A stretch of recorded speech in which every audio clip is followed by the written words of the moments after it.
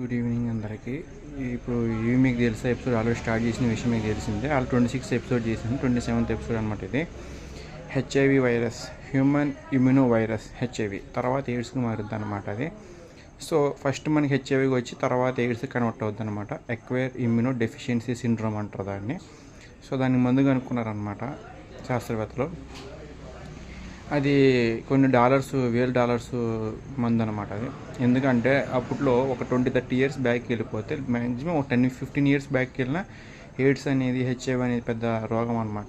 ఆ రోగం వచ్చిన 10 ఇయర్స్ మహా అయితే ఒక 5-6 ఇయర్స్ తప్పించి ఎక్కువ బతకరు అనమాట. ఫస్ట్ 5 ఇయర్స్ హెచ్ఐవి వ్యాపించిద్ది బాడీ మొత్తం.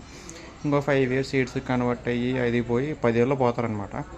అలా లైఫ్ స్పీడ్ 10 ఏళ్ళు ఎయిడ్స్ వస్తే. అది మనకు తెలిసిందే, వేరే యానిమల్స్ అట్లా చేయడం వల్ల వచ్చింది. సో దాని మందుగా అనుకున్నారు, చాలా సంతోషం.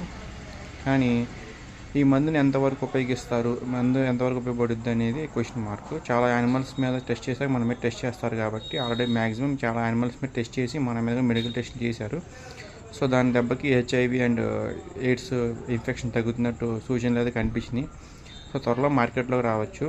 ఎలా అయితే కోవిడ్ సీజన్లో కోవిడ్ వచ్చిందో, అదే కోవిడ్ది వ్యాక్సినేషన్, అలాగే దీన్ని కూడా వ్యాక్సినేషన్ రూపంలో తేవచ్చని నా ఒపీనియన్ హెచ్ఐవిది. మీరు అనుకున్న ఖచ్చితంగా కామెంట్ సెక్షన్ చెప్పడం అది మర్చిపోమాకండి. ఇవి మీకు తెలిసే ఎపిసోడ్ మీకు ఎలా అనిపిస్తుందో ఖచ్చితంగా కామెంట్ సెక్షన్ చెప్పండి. ఎందుకంటే 8 months బ్యాక్ చేశాను, ఈ మధ్య అయితే చేయలేదు, మళ్ళీ ఇవన్నీ స్టార్ట్ చేశాను. దేవుడు విజయం అవ్వాలని చెప్పి కోరుకుంటున్నాను.